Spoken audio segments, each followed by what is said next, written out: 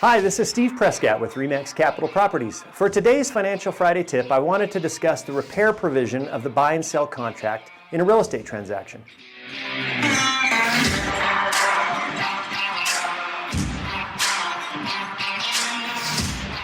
There are two ways to look at this provision. One is from the seller's perspective and one is from the buyer's. In either case, you'll want to be prepared financially for some potential repairs to a property. From the seller side, if you're selling an existing home, the buyer is going to have some inspections done on the property. These inspectors are going to look at the condition of the home and most likely find items that need repair. You'll need to be prepared to spend some money for these items, as the buyer will want the property in a safe, sound, and sanitary condition. From the buyer's side, you'll want to keep in mind that unless you're buying a brand new home, you're buying it as a used property. It's like buying a used car when there is some wear and tear expected, as well as some repairs that will be needed to put things back in safe, sound condition.